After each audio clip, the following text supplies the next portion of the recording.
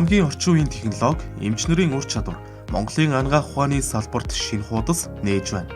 Улсын 2 дугаар төв эмнэлгийн эдис эрхтэн шилжүүлэн суулгах төвийн эмч нар өнгөрсөн 3 дугаар сараас дэлхийд хамгийн орчин үеийн технологи буюу 3D flexible дурангийн аргаар элэг шилжүүлэн суулгах мэс заслыг нэвтрүүлж 5 удаагийн хагалгааг амжилттай гүйцэтгээд байна. 2019 онд улсын 2 дугаар төв эмнэлгийн онцлогын эмчилгээний төв ашиглалтанд орж нийтдээ энэ төв байшингаа дагаж 6 том операцийн бий болсон. За тэгээ ерөнхий мэс заслын эмч нар маань өөрөө дурангийн хагалгаанд илүү гаршиж эхэлсэн. Хавдрын хагалгаануудыг дан дурангаар хийж эхэлсэн. Энэ өөрөө энэ дурангийн хагалгааны суурь болж бид нар бас бэхжиж явж байсан. Энэ давуу талууд бас бий. Ер нь бол жил гарны өмнөөс бэлтгэл ажлууд явагдсан. За үүнтэй холбоотой нэгдүгээр санхүүгийн бэрхшээл бол маш өндөр хувьтай байсан. Тэгээ бид нар энэ асуудлыг одоо цаашд яах вэ гэж байж байгаа. Тэгээд Монгол Улсын ерөнхийлөгчид одоо энэ асуудлыг одоо тавих тийм одоо завшаан зохиолсон гэх юм. Тэгээд тэр завшааныг ашиглаж бид нар ерөнхийлөгчдийн асуудлыг тавихад одоо Монгол Улсын ерөнхийлөгчийн эвэлдор түүний санаачлалаараа хэрэгжүүлж гисэн одоо эрүүл Монгол хүн хөтөлбөрийн хүрээнд 2 дугаар эмнэлэг гэж ярьдаг. Бид 2 дугаар эмнэлэгт одоо эргэтэн шилжүүлэн сулгах ийм мэс заслын багт шаардлагатай тоног төхөөрөмжийг худалдаж авах ийм 4.5 тэрбум төгрөгийн одоо ийм санхүүжилтийг хүссэн одоо ийм бичиг байсан.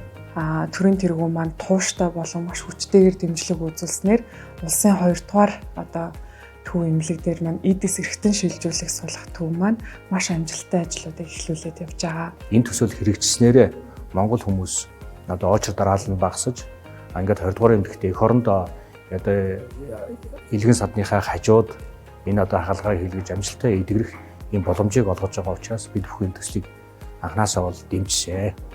Хорт хавдрын тохиоллын тоо нэмэгдэхийн хэрээр гадаад улсад өндөр өртөгтэй эмчилгээ хайх иргэдийн урсгал нэмэгдсээр. Энэ урсгалыг багасгаж дотооддоо өндөр түвшний хагалгааны орчин бий болгох чин хүсэл, ур чадвар, итгэл найдвар манай эмч нарт байсан ч санхүүгийн хүндрэл бэрхшээл гол сорилтын нэг байв. Тэд тулгамдсан асуудлаа Монгол Улсын ерөнхийлөгчид тавьсан нь цаг үе олсон явдал байв. Ерөнхийлөгч хүрэлцэх эрүүл Монгол хүн хөтөлбөрийнхөө хүрээнд дэмжиж улсын 2 дугаар эмнэлгийн эдис эрхтэн шилжүүлэн суулгах төвд Эрдэнэт үйлдвэр төрийн өмчт үйлдвэрийн газраас 4.5 тэрбум төгрөгийн санхүүжилтийг гаргуулахаар шийдвэрлэсэн юм. Бага тоног төхөөрөмж сайжирж байгаа нь аль болох нөгөө үйлчлүүлэгчдэд тусламж үйлчлэгийг сайжруулахад оршиж байгаа нэг талаас нөгөө талаас тухайн эмчид алдаа мадаггүй мэс засал хийх, орчин үеийн мэс засал хийх, уламжлалт аргуудыг орчин үе рүү шилжүүлэх, дээрэс нь донорын аюулгүй байдлыг хангах, за дээрэс нь хүнд хэд том гэмтэл учруулдаг нээлттэй мэс засал хийхээс зайлсхийх. Нэг хүнийг аврах гад нөгөө хүн маань өөрөө маш том шархтай, шарх сөрөв, хагалгааны дараа өвдөлттэй, за дээрэс нь эрсдэл болон хүндрэл гоо сахны хагалгааны дараах одоо юу гэх юм сэтгэл хөдлөлд орох магадлал маань өөрөө илүү бага байдгаар илүү давуу талтай гэсэн. Flexible буюу талбарыг харах боломжтой иргэдэг дуран, бодит мэд харуулах 3D нүдний шилний тусламжтай эмч нар илүү нарийн ажиллах боломж бүрдсэн. Түүнчлэн хорт хавдрыг илрүүлдэг эхо аппарат, унтуулгын үед хүний биеийн бүх үзүүлэлтийг хянах монитор зэрэгээр улсын 2 дугаар эмнэлгийн эдис эрхтэн шилжүүлэн суулгах төв дэлхийн жишгт нийцсэн цогц төв болон өргөжжээ. Хаашаа 100 градус эргэдэг. Одоо флексибл дуран маань харах талбайг сайн харуулна. За дээрэс нь 3D технологи нь өөрөө 2D-г бодвол хамгийн бага алдаа гаргадаг. Яагаад гэвэл нөө 3 хавтгаад үзээд орон зайн баримжаа авагдаад их цурдаас нь биш бүтэн тойрч эргэж хараад тэгээд аюулгүй байдлыг хангаад өөр эргэтэн хамт гэмтэх вэ гэдэг эрсдлийг тооцож чадаж тэр хагалгааг хийж байгаа гэсэн үг. Тэгээд энэ технологи нэвтэрснээр жишээлбэл нээлттэйгээр хотоодны хагалгаа хавдрын хагалгааг тайрдаг байсан бол дурангаар тарих бүрэн бололцоо олдож байгаа байхгүй юу? Аливаа нэгэн зүйл дээр нөгөө нэг шин технологиг яг мэдэрч аваад цаг хугацаанд хэрэглэнэ гэдэг нь өөрөө айгүй чухал юм байна лээ. Хүний биеэс одоо цавууг гаргаж мэс заслалт хэрэглэх энэ технологи нь одоо шинэ энэ жил одоо нэвтрээд үүнийг Азтай анх удаага манай эмнэлэг одоо тоног төхөөрөмжийг аваад өөрийнхөө хагалгаануудад хэрэгжилж эхэлж байгаа. Яг Япон, Солонгосын эмчнэр ямар технологи хэрэгжилж эрсдэл хүндрэлээс бууруулж хүний төлөө ажиллаж байна. Яг тэр арга замаар явахын төлөө энэ технологиг нэвтрүүлсэн байгаамаа. Эдгээр технологи зөвхөн нарийн хагалгаанд бус өдөр тутмын мэс засалд ч ашиглагдаж байна. Ингэснээр дэлхийн нийтэд сүүлийн үед түлхүү хөгжиж байгаа дурангийн мэс засал тэр дундаа хамгийн сүүлийн үеийн технологиос манай эмчнэр хоцролгүй энэ зэрэгцэж байна. Саяхны хүртэл манай улсад нийт хагалгааны 90%-ийг нээлттэй мэс заслын буюу уламжлалт аргаар гүйцэтгэж байсан бол одоо улсын 2 дугаар төв эмнэлэг дурангийн мэс заслын технологид шилжүүлээд байна. Бид нарын өндөр өртөгтэй зохиомжтой амьсгалын аппарат, мэдээгүйжүүлгийн аппарат болон зүрхний лавшруулсан хяналтын аппаратыг нэг суурин дээр суурилуулсан ийм аппаратыг хүлээж авсан. За энэ аппаратын давуу тал гэх юм бол мэдээгүйжүүлэг өгөхөөс гадна мэдээгүйжүүлгийнхаа гүнийг хянах, за булчин сулруулах хэмээн үйлдэлийг бид нар гарч байгаа үгүйг нь хянах, ийм олон нэмэлт одоо модулуудыг суурилуулж өгснөөрөө бид нарын ажилд бол их нэмэртэй байна. Эмчнэр тийм боломж олж авч илүү технологи нэвтрүүлж ажиллаж чадж байна гэдэг чинь өвчтний аюулгүй байдал, эрсдэл хүндрэлийг төдий хэмжээгээр бууруулж чадж байна гэсэн үг байхгүй юу? Ийм өндөр технологийн дэвшилтэд энэ багаж тоног төхөөрөмжийг хэрэглээд ирэхээр одоо нөгөө өвчтөнд үзүүлж байгаа тусламж үйлчилгээний чанар сайжрна, гадагшаа явж байгаа эмчлүүлэгчдийн урсгалыг багасгана. Жишээлбэл одоо бүгд нэг Солонгос улсад одоодны хорт тавдартай хүн байлаа гэхэд түүнийг дурангийн аргаар тайрах нийт хагалгааныхаа 70% дурангаар хийдэг. Гэтэл Монгол улсад хотоодны хорт тавдартай хүнийг хагалгаа хийхдээ 90%-ийг нээлттэй хийдэг, 10% дурангаар хийдэг. Анагаах ухааны хөгжлийг орчин үеийн түвшинд хүрэхийг хүсч байвал маш олон төрлийн одоо шинэ тоног төхөөрөмжүүд, технологиудыг тогтмол нэвтрүүлж байх нь хамгийн чухал. Иргэдэн шилжүүлэх багийн эмчнэр 2 хүний амийг нэгэн зэрэг хамгаалдаг онцлогтой. Унтуулгын багаас эхлээд өвчтөн донорт хагалгаа хийж байгаа эмч нарын гарын хөдөлгөөн, нүдний анхаарал, зүрхний цохилтч нэгэн хэмтэй ажилдаг гэхэд хэлцдэхгүй. Техник шигээ нүдэнд үзэгдэхгүйч тэдний хоорондын уялдаа, ур чадвар хамгаас чухал нь байдаг. Хүний амийг аврах тэдний хариуцлага амьдралын үндэс юм а. Орчин үеийн дурангийн мэс заслын хагалгааг нутагшуулсан улсын 2 дугаар эмнэлгийн эрхтэн шилжүүлэн суулгах баг 5 гэр бүлд элэг бүтэн амьдрал, аз жаргал бэлэглэж чадсан юм. Одоо эрхтэн шилжүүлэн суулгах хагалгаанд өнгөрсөн хугацаанд орсон 5 тохиолдлын өвчтөн донорууд биеийн байдал нь тогтвортой, эрүүл энгийн амьдралдаа шилжиж байна. Сая чинь сүүлийн элэг шилжүүлэн суулгах мэсэлтээр ингээл харахад чинь манай донорын өвчтөнгүүд бол эмнэлгээс 7-10 хоног гарцгаас. Ээжтэй элэг шилжүүлэх донор болж орсон. Эмч онон гэд хүн биднэрт тоног төхөөрөмжөд танилцуулсан л да. Тэгээ би өөрөө нөгөө эмнэлгийн хүн баггүй юу. Тэгээд яг тухайн үед нөгөө тоног төхөөрөмжтнүүдтэй танилцчаад үнэхээр их бахархсан. Элэн дээрх өсөрхийсэн хавдар маань гол сүнсийг дарцсан. Тэгээ ер нь бол хаалгаа орох боломжгүй. Бээжингийн их сургуулийн харьяа хотын хавдрын эмнэлэгт очиж бас судалж үзсэн. Тэгэхэд бол ямар ч боломж байхгүй л гэж тэгжсэн. Тэгээд энд улсын 2 дугаар эмнэлэгт ирээд гайр эмчтэйгээ уулзсан чинь шууд хаалгаа хийн гэд стандартын дагуу хаалгаа хийнэ гэд тэгээд олон эмчнэр хуралдаад тэгээд 9 сарын 10-нд маш том хаалгааг амжилттай хийсэн байгаа. Бид хоёрын биеийн байдал одоо бол сайн байгаа. Би бол одоо яг эрүүл нөгөө буцаад хэвийн амьдралынхаа хэм маягт орчихсон явж байгаа. Мэдээж маш хэцүү. Сэтгэл зүйн хувьд бол бүр шантармаар үе айгүйх байсан. Хавдрын заслын эмчнэр маань бол нэр үнэхээр тоног төхөөрөмж мундаг байх юм бол дэлхийн одоо тийм эмчнэрийн бүр тэрнээс дээгүүртээ орно гэж би лав амар итгэж байгаа.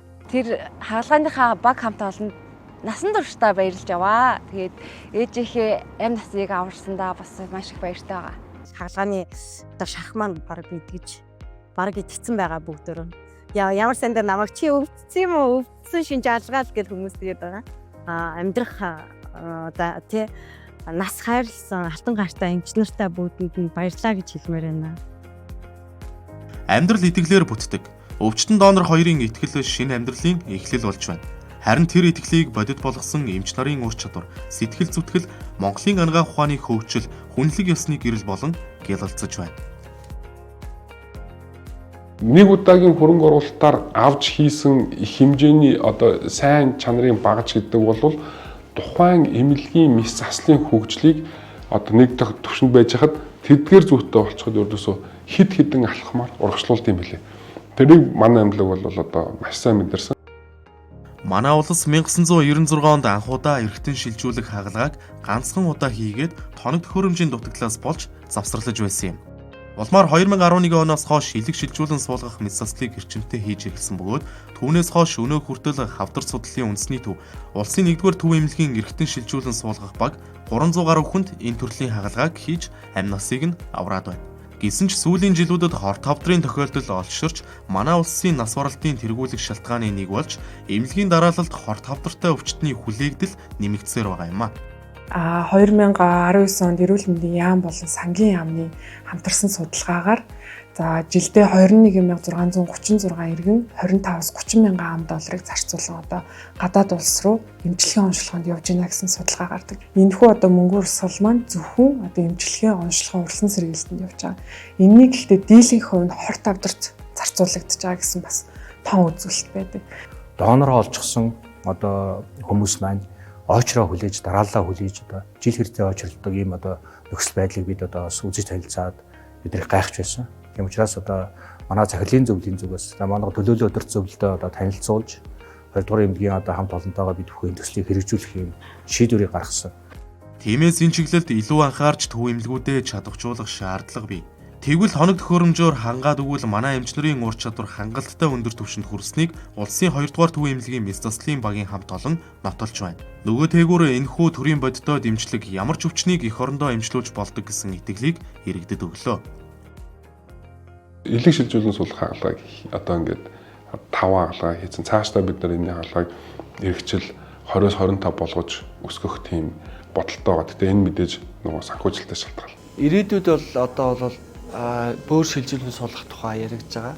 За үүнтэй холбоотой эх жилээс одоо энэ жилээс ахгуулаад эмч боловсон хүчнүүдээс сургаж байна. За ерөнхийлөгчийн тамийн газраас мөн дэмжиж ажиллахаа илэрхийлсэн учраас мөн цаашдаа одоо биднэрт байхгүй байгаа ялангуяа лабораторийн тоног төхөөрөмжүүд бол дутагдaltaй байгаад үүнтэй холбоотойгоор лабораторийн тоног төхөөрөмжүүдээ илүү сайжруулах. За эд нийцлийн аппаратууд гэмшлээ ингээд тоног төхөөрөмжүүдээ авч бэлдэнэ. Илэг шилжүүлэн суулгах мэслээ дурангийн мэслийн аргаар хийж чадсан юм чинь илэгнээс одоо донороос илгийг аваад реципиенттэй суулгахдаа роботын мэслэлээр хийж болохгүй гэж тий. Яг бол тэр бүр илүү нэг реципиентэд маань илүү ач холбогдолтой болох юм шиг. Яагаад бид нар бөөр шилжүүлэн суулгах мэслэлээ реципиент донор хоёулангийн роботын мэслэлээр хийж болохгүй гэж. Тэгэхээр бид нар бөөр шилжүүлэн суулгах мэс заслаа хийх энэ одоо алхман дээр роботын мэслэлээ мөн адил одоо ингээд одоо хамт хийх тийм одоо хүсэл мөрөөдөл бол байна. Робот хагалгааг бид нар нэвтрүүлснээр яг хөөхөр төв алгасан хагалгаа, орон одоо алгасан хагалгааг бид нар бас ингэж заавалжгүй тэр одоо Солонгост байгаа профессорыг Монголд авчирч өөрөх биш тийм ээ. Туркд байгаа, Германд байгаа профессоруудыг Монголд авчирч хагалгаа хийх биш. Энэ төв алгасан хагалгаануудыг хамтарсан сургалтын ажил бүгдэлтэй гэж их боломж бас бүрдээд байгаа. Тийм учраас бас энэ роботлуудад бид нар бас нэлээд амбицтай байж байгаа. Цаашлаа зөвхөн илэг шилжүүлэн суулгах мэт заслаар зогсохгүй, бөөр, уушиг, нойр булчирхай зэргийг шилжүүлэн суулгах мэт заслыг хийхээр төлөвлөж, эмч мэргэжилтнүүдэд чадахжуулж байна. Ингэснээр дэлхийд хөгжиж эхлээд байгаа роботын мэт заслыг эх орондоо нэвтрүүлэх, эхлэлт суурь тавигдж байгааг онцолж, удахгүй биелэлээ олно гэдэгт итгэлтэй байгаагаа тэд ярьж байна. Монгол улсын ерөнхийлөгч бидний одоо нөгөө энэ хүсэл мөрөөдөл гэдэг юм уу, энэ залуу хүмүүс те тэгээд ингээд өөртөө ажил байр тийм гоо зөвхөн 2-р эмнэлэгтээ мөн Монголын ард түмэнд үйлчлэх ийм одоо үйлсд бол би одоо туслана гэж хэлээд ийм хөрөнгө оруулалт хийсэн. Энэ шийдвэр байсан учраас саяны 5 хүн өнөөдөр гэр бүлтэйгээ азаргалтай. Энэ шийдвэр байсан учраас ирээдүйн олон зуун хүн одоо энэ шийдвэрийн үр дүнг амсах байхгүй.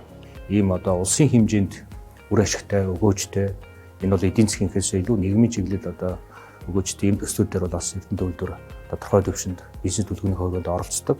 Тэгэхээр энэ ажил маань одоо ингээд нэг зүйл болоод одоо бүтээн байгуулад өчлөө та нар өөрсдөө аваад яв гэхгүй энэ бол ерөнхийлөгчийн санаачилсан ажил учраас цаашдаа ч гэсэн үе үеийн ерөнхийлөгч нар маань анхаарал тавиад явна хаа гэдэгт бол миний хувьд итгэлтэй.